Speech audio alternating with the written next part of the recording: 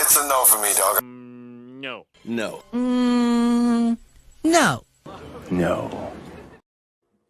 Hey guys, welcome back to Big Apple Hockey's Who Says No. Usually we do this as a segment about mock trades that we'll do, but this one is a bit of a playoff preview where we're going to say, can a team upset another one?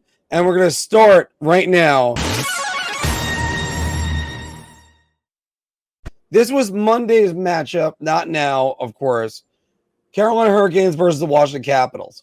Head-to-head this year, Carolina is 1-0-2 versus Washington. They play again.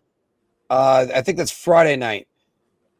Carolina this season, guys, you look at their record. Oh, my goodness. 19-6-2 since January 30th. Been using that date a lot. I'll tell you why. I go back to that later. And only the Rangers, they're behind by 1 point. Carolina versus Washington, though, 3.67. It's the highest goals against out of any of the Metro teams. Anthony, is this a bad matchup for Carolina, or am I looking too far into this? I mean, no. I think the Hurricanes would blow them out of the water in a playoff series. The Capitals are a negative 35. I mean, aside from Dylan Strome and Alex Ovechkin, I mean, their offensive production is kind of nowhere to be found. I mean, not to sound like a guy just wants to trash Capitals right now, but if the Capitals make the playoffs, whether it be a wild card and play the Rangers or 3 and play the Hurricanes, they're going to get smoked. I could see both of those teams sweeping them, actually. That's just my opinion. And also, too, I don't put weight into regular season matchups when the playoffs come because it's a totally different ball game. I'm not really I wouldn't put any weight on what the Hurricanes did against the Capitals during the regular season because, again, I think come playoff time, that doesn't really mean much. So, no, I think the Hurricanes would trounce the Capitals in round 1. Good point. You bring that up, Anthony, because that's going to come along a lot more. And you are right about that. Because after all, when we first did one of these, when we first got together, I was like, the Penguins are going to destroy the Islanders. The Islanders turned that around on the Penguins real quick. Phil, is this one that could be a tough matchup for the Hurricanes? No. I mean, maybe it goes to 6 at most. But this is a matchup I could see in 5. I just think once Carolina gets into playoff mode and they start playing their system, I don't think Washington has the answer. The only way that I can see this working out in Washington's favor any bit is if Lindgren just has his Linsanity run and just absolutely steals the series against them. Because this is what I think it would be. The other thing is that Carolina's improved their penalty kill from 2 years ago when the Rangers absolutely carved them on the power play in 2022. But, I mean, the Capitals, I don't think they want anything to do with Carolina. I think they would rather play the Rangers and hope that they can – maybe Tom Wilson can do something to get in the Rangers' heads. But I don't even think that's going to do anything because they're going to have Matt Rempe for him. So, I don't think Carolina's scared any bit of Washington. I think they would welcome that matchup. I think the thing I point to in this entire matchup is the high goals against. After all, after the Jake Gensel trade, they lost a 7-6 game in shootout. Now, granted, it's shootout, but still 7-6. That means 12 goals were scored. That game was absolutely absurd. They kept trading goals left and right because nobody wanted to play defense in that game. Right. I would worry about that for Carolina. I think Washington would be the team for them to worry about. Philadelphia, the numbers are a lot better. Now, you look at a team that's got a lot of experience, guys, and looks pretty good right now, and going up against a team that has a lot of overtime losses. Tampa Bay versus the Boston Bruins. Head-to-head, the Bruins are only 1-1-2 against the Lightning. and they're even in goals against and goals for. Since January 30th, I'll go back to why I go with that. But you look at the Bruins goaltenders, Phil. Swayman, 8-5-1. Ullmark, 5-3-5. A much better save percentage than last night's shutout. Helped it a lot. Phil, does this matchup favor Tampa Bay? Yeah. I don't trust Boston center depth, not one bit. I don't. Their defense is better, and their goaltending is putting up better statistics. But I still think that Vasilevsky has that gear in him that he could turn it on once playoffs come around. And I trust him more in the playoffs than almost any other goaltender that would enter the playoffs, because the guy's won 2 cups and he's been dominant. And you've seen his numbers in closeout games. Forget about it. It's almost video game like.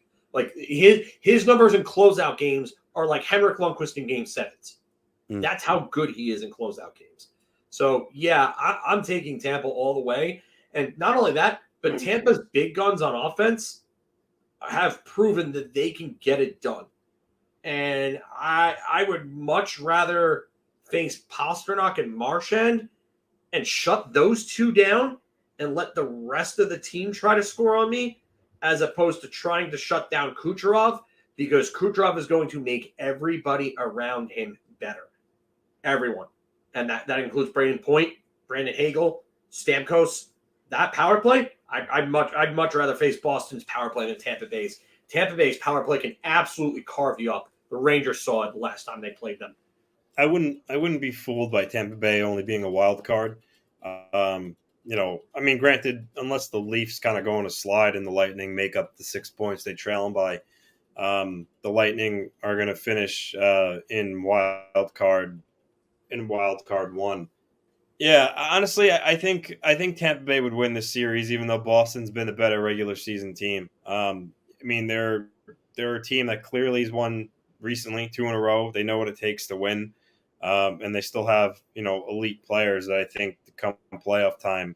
Again, they know what they have to do if they want to have success in the playoffs. So, I think the Lightning would take the series, but it would be close, though. I mean, the Bruins, they're a possible president's winner, so you can't just totally discount them. But I think the Lightning would probably take the series. One question I have with this: does Mikhail Sergachev come back for the playoffs?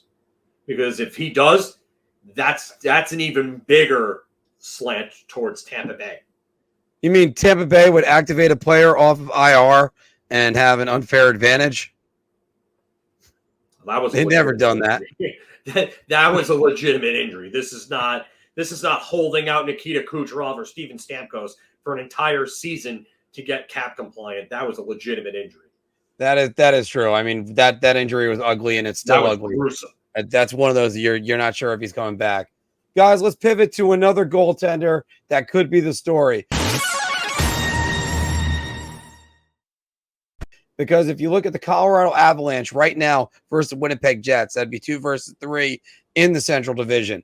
Season head-to-head favors Winnipeg. They are 2-0 versus Colorado. They still play Colorado next Saturday night. Since the 31st, once again going with there, Colorado's got a 4-point advantage. But guys, I'll start this one right now. The big story to me in this series so far, Connor Hellebuyck, .939 save percentage versus the Avalanche. I think they can steal this series just on him. Phil, what do you think? This is about as close of a matchup as it comes, if you ask me. Hellebuyck is the difference. And Hellebuyck is better than whatever Colorado could give you. They would have to go get 1996 to 2001 Patrick Waugh back to be able to battle Hellebuyck in net, because Colorado has not had a goaltender that's approached Hellebuck's level since then. The defense, Winnipeg plays a very good team defensive game. The only thing that concerns me is, can Winnipeg handle Colorado's overall team speed in a 7-game series with that new roster construction? Because I think they've only played once since the trade deadline, if I'm correct. And No, they haven't. wait, so hold on. The last Both times were December and November. Right. So no, they haven't played it. You're right. You're right. No, and so yeah, like I said, I don't know if they can handle that type of roster construction. I mean, they brought in Trennan, they brought in Duhaime, they brought in Middlestat, they upgraded in every area. Walker, they upgraded from Byram to Walker. I can't even believe I'm saying that they upgraded by Sean Walker over Bowen Byram, but I mean, it's a fit. Walker's a fit, and he adds so much to them in terms of physical play and skating and two-way play. So I don't know if they can. I don't know. I'm torn on this. I gotta split this down the middle. This would be one hell of a series, but I honestly, I think I'd go with the Avs. I mean, I just think Nathan McKinnon is just a man on a mission this year. I mean, he's certainly a candidate to win the Hart Trophy. He just plays with so much speed and pace. The elevating his game in the playoffs. I mean, this is a guy that really wants to win again. You could see it, and there's also the slim possibility that they could get a guy back like Gabriel Landeskog, maybe. But even without him, though, like Phil said, they added depth at the trade deadline. Prior to the deadline, they brought in a guy like Zach Parise, who's a proven veteran who knows what it takes this time of year. And this is not to knock Winnipeg; they're a real good team. They got a good future. They'll be where they are again next year. But I would pick Colorado to win this series. This might be one of the best early series since 95-96 Blackhawks versus Avalanche, I think. Oh, that was a great series. That was great. I can't hear you. I've got my cup rings plugging my ears series. Because, Anthony, the reason why I keep going to that particular date was because it was the Elias Lindholm trade. The Nashville Predators versus the Vancouver Canucks are right now a matchup that could happen. The season head-to-head says Vancouver would smoke them. 3-0, 13 goals for, and 6 goals against. The season totals, here you go. But since just before Thanksgiving, only a 3-point difference, and since the Lindholm trade, Nashville it's actually 7 points in the red to Vancouver.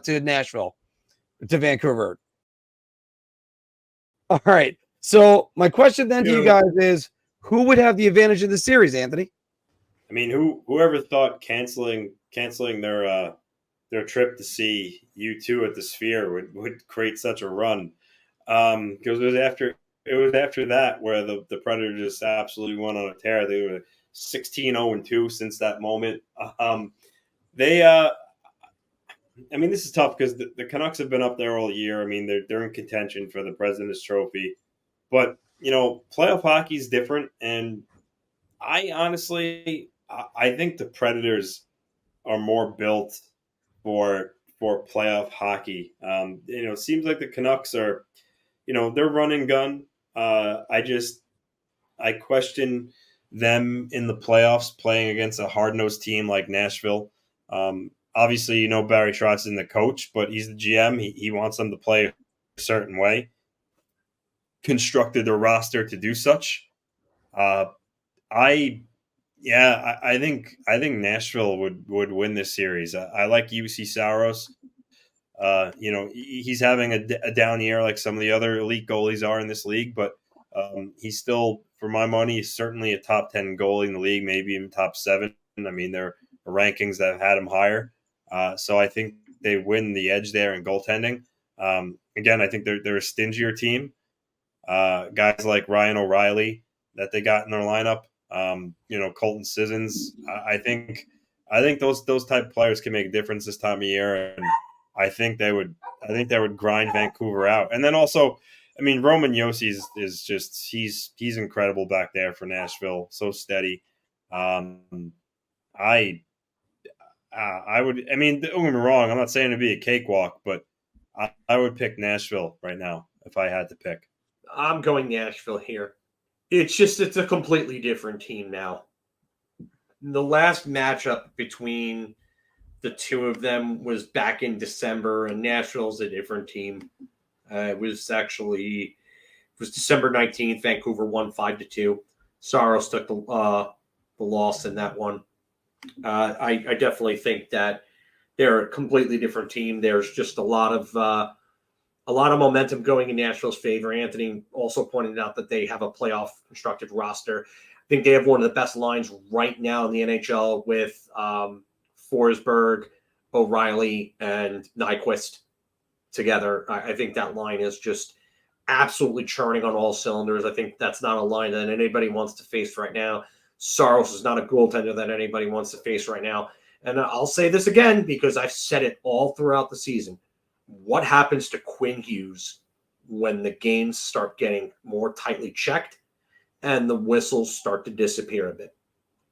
What happens? Yep.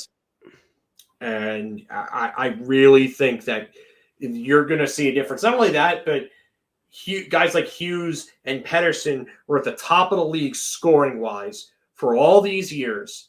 And then now all of a sudden, or not all these years, for all the season, I should say, sorry, for all those months, they were at the top of the scoring league, and then they just fell off completely. It's just, for me, I don't trust Vancouver come playoff time. I don't. I really don't. I don't think they're that good. I think that they're a good regular season team. You like the transition game, you like the speed, but that defensive core on paper is not great. Let me go one step further and go back to this stat. Phil Forsberg's got 37 points. Roman Jossi's got 32 points. I didn't include Gustav Nyquist, who's got 30 points. JT Miller's got 27. What? That's 130, yeah. Okay. Yeah, like they got 3 scorers above Vancouver's highest scorer. And on top of that, I think the key player in this entire series, if this season ended today and this is what the matchup is Thatcher Demko. They need a healthy Thatcher Demko in order to win this series. I don't know if it's going to happen. And a lot of people don't know if it's going to happen. Now, granted, you still have the playoff seedings can still change up a little bit because, after all, Vegas just beat Vancouver 6-3 last night. And you're looking at Edmonton knocking on the door to get to the Pacific Division title. Look, this could be a very interesting series. I'll tell you right now, Vancouver is the one that is ripe for the plucking. I am not saying that to disparage Vancouver in any way, all the Canuck fans that are watching, but it's something that hopefully they can get away from, and maybe they can still have success. I look at young teams like them, Phil, and I think that they're the ones that would probably go out sooner because they just don't have that experience. Yeah. All right. Guys, we have talked a lot about the playoff series. Which ones do you think could be potential upsets? Throw them down in the comments below. But let's go do some NHL bar talk because